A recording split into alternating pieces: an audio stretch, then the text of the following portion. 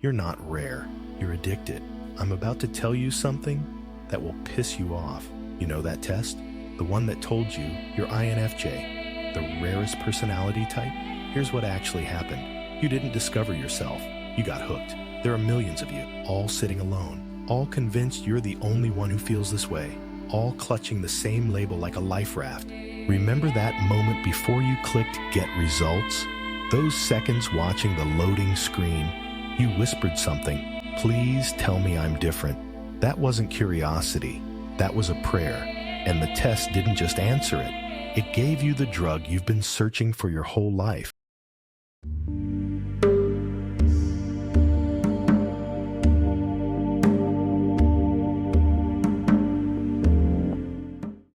No one talks honestly about that feeling.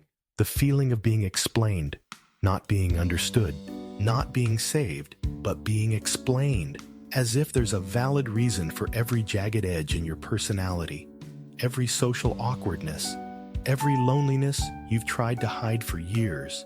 When the words, the rarest personality type, appear, you're not just given a name, you're reborn. And you don't realize that rebirth carries the first dose of something addictive, relief mixed with pride, two flavors dangerously blended together. You think you found the truth about yourself, but in reality, you found a dose of psychological morphine, numbing the thing you've been afraid to face for so long, the feeling of being ordinary. There's a truth soft as morning frost, yet just as sharp. It's not INFJ that makes you lonely. It's the fear of being seen in an unspecial state. INFJ is just the beautiful coat you wear, so no one sees the trembling flesh beneath, and you don't even know. Millions of others are wearing that same coat, each one thinking they're the only one who has it. An entire city sitting in darkness. Each room, a person believing they're the only one there. That's not rarity. That's a type of socialized sadness, and you've unwittingly become a link in it. You believe it's hard to find your kind. But if you walk through a cafe in any large city, there'll be someone reading a book too heavy for their mood, old earbuds about to fall from their ear, tea gone cold an hour ago, and eyes constantly avoiding an imaginary conversation. They look more like you than you want to admit. The problem isn't that you don't meet other INFJs. The problem is, when someone gets close, you fear they'll see through the mystique you've carefully constructed, because if they truly touch you, they might not see genius, not see rarity, not see an emotional prophet, but only see an ordinary person trying not to be abandoned. That's the fear that locks you in the cage of I'm special, a cage with no lock, but it creates safety, the way an addiction creates the feeling of control. Strangely, when we believe we're rare, we begin to live identically. Identical cages, just different paint colors. There's a question most INFJs never dare to ask, but if you let it touch your mind for just a second, it will shake the floor you're standing on. If I'm not INFJ, what's left of me? If there's no more explanation, no more beautiful words, no more label of rare, no more community echoing back my masked sadness, no more story of, I'm deeper, I see more, I hurt differently. If it all disappears, what's left of you? If this question makes you feel slightly uncomfortable, slightly queasy, slightly lost, good. That's the real place to begin. Not from destroying the illusion, not from scolding yourself awake, but from looking at yourself when there's no one standing behind the mirror to reflect back your beautiful shadow. There, you're no longer rare. You're just human. And right there, whether you believe it or not, everything beautiful begins to form. There's a paradox few people touch. Sometimes, loneliness isn't quite pain. It's energy, a dark realm where you can be the protagonist without anyone stealing the scene. A place where you can imagine yourself different without anyone fact-checking. A private territory where you can build a version of yourself more beautiful, deeper, higher than the real person collapsing mid-week. Loneliness isn't just sadness. It's imaginary power. You believe, no one understands me. Sounds like tragedy, but it actually lets you keep the position of the rare character in the story. But every power has a price.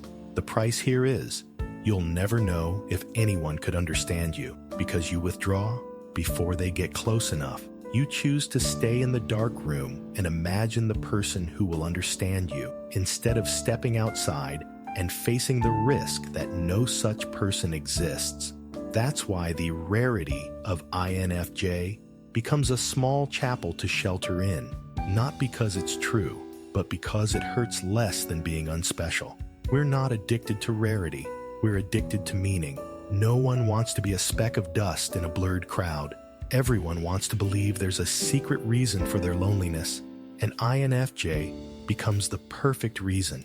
A neat story, a beautiful label, a philosophically appropriate tone, a feeling of, I know something others don't. This story is captivating because it fills a void, not a knowledge void, a self-worth void. We're not addicted to INFJ. We're addicted to seeing ourselves as important enough to need an explanation. And when you immerse yourself too long in that label, it becomes mental shelter, a type of subtle heroin wrapped in the language of healing and psychology only. The first dose is sweet. The following doses are hollow. Many people ask, why do INFJs like being alone so much? The real answer isn't because they're too deep or too sensitive. It's because of a very specific shame. They're afraid that, if seen long enough, someone will discover they're not as deep as they thought, not as talented as they hoped, not as special as they pretended, not as omnipotent as the late-night hidden story. When you protect specialness, what you're truly protecting isn't INFJ. It's the fear of being ordinary. The truth? Ordinary isn't death. Ordinary is the launch pad. Without flat ground, no one can take off. One day, every INFJ addicted to rarity encounters the same fracture. A simple comment someone leaves, I'm just like you. Or a friend saying, I understand that feeling. Or a stranger telling you a story, exactly like the one you thought only you experienced.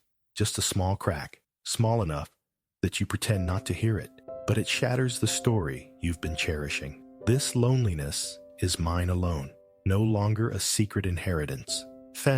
Just a common human experience. That crack makes you angry. You defend, you withdraw, but right there, in that gentle fracture, everything begins to change, because when the old story falls into pieces, you have nowhere left to hide. You stand before a truth you've always been afraid to touch. You don't need to be special to deserve to live. Why is it so hard to let go of the INFJ label? Because you think if you lose it, you'll lose your identity. But what happens is the complete opposite. You don't lose, you reclaim. You reclaim your true voice, emotions that don't need color correction raw, unedited fears, tiny joys you once dismissed, adorable foolishness. You once extinguished courage to allow yourself to be wrong, the ability to be close to others without performing. When you release the label to become human again, everything ordinary suddenly becomes strange. A text message, a simple breakfast, a brief conversation, a minute of silence that doesn't need philosophical wrapping. No soundtrack, no identity, no declaration, just you. I want to end with an image that doesn't teach you, doesn't judge you, just opens a very small door. Imagine you're standing in a dark room where you once believed only you existed. The four walls are the stories you told about your own rarity. The roof is the years you used INFJ as shelter from feeling mundane. The windows are covered by fears of being misunderstood, and the floor is the loneliness you've decorated into an inner sanctuary. You've stood still in that darkness for so many years, you thought it was your essence. Then one day, not from determination, not from courage, but from exhaustion alone, you place your hand on the wall. The brick isn't as hard as you thought. It's rotting, just a light push. And light enters like a thread, not blinding, not forcing, just enough light for you to realize the room you called rarity is only temporary shelter. And the world outside, where you're not special, where you're not unique, where you're just an ordinary human among billions, is actually the only place you can become alive. That thread of light doesn't call you, doesn't pull you, doesn't tempt you. It just stands there, quietly, as if saying, if you want, you can step out.